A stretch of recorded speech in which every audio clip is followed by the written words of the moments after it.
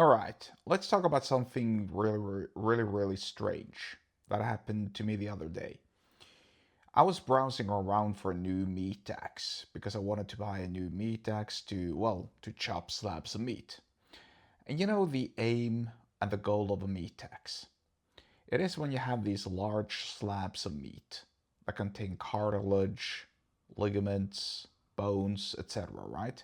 You can't use an ordinary knife, or if you're using like a just a regular knife, it's gonna take you forever. You need something heavy, you need like a big object. And obviously you can't buy a regular axe to chop wood. So you need something in between. You need a meat axe. So I finally found one that was decent looking.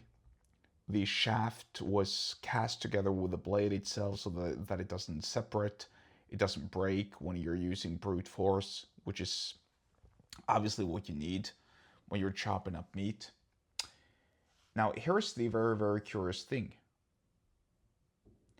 When I when I studied the photo of the meat axe was displayed on a cutting board, which is fine, next to a couple of small tomatoes and a celery.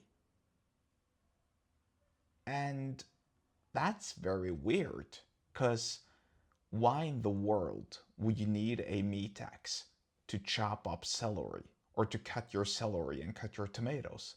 The answer is you don't.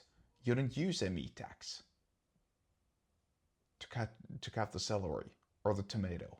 It's just not how it's done. Now, the conspiracy theorist in me would like to argue that this is part of an agenda where they want you to eat less meat.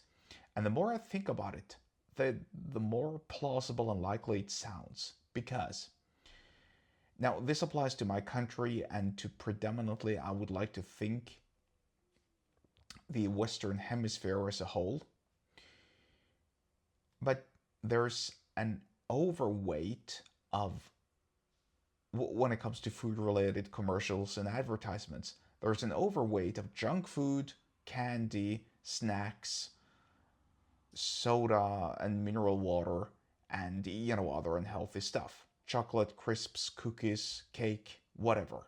Junk food as well. And admittedly, when they're advertising for junk foods, there's meat in the junk food or advertisement, but the meat itself is, number one, it's processed, so it's not very healthy. And number two, the meat itself is not the main ingredient. The main ingredient is the combination of all of these heavily processed foods, which are very unhealthy. When was the last time you saw, if you're living in my country or you're living in the Western Hemisphere, when's the last time you saw an overweight of advertisements containing steak, pork chops, ribeye, beef tallow? Not beef tallow, but you know what I mean. I can't remember actually.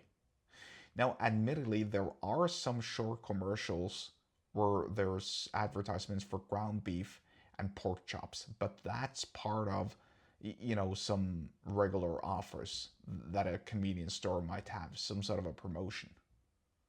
When is the last time you saw an advertisement for steak alone? I can't remember seeing it. And yet, steak is admittedly, and yes, I'm very biased, but steak is admittedly one of the healthiest things that you can eat. That's undisputable. And so, like I said, I think there is an agenda, and I think the agenda is to design to make you eat less meat, because according to these climate fanatics, cows burp and fart, and that's dangerous for the climate, and it takes so and so many resources to produce 1 kilogram or 1 pound of meat. I don't know what it is, and that's bad because it ruins our planet. Whatever these climate fanatics are sort of like calculating. By the way, I like to really see the assessment, the the calculation that's done, and how I assume it's very biased, which is fine, but you know, it ain't exactly scientific. Bottom line being, this is a weird advertisement. And this is a weird and very, very subtle usage of persuasion. This is their way of persuading you to not buy the meat tax, or excuse me, to buy the meat tax, but to not use it to chop up meat, but instead use it to chop up more vegetables. So yeah, enjoy your sliced up vegetables with your meat axe, and by all means don't buy steak. That's my sarcastic main takeaway.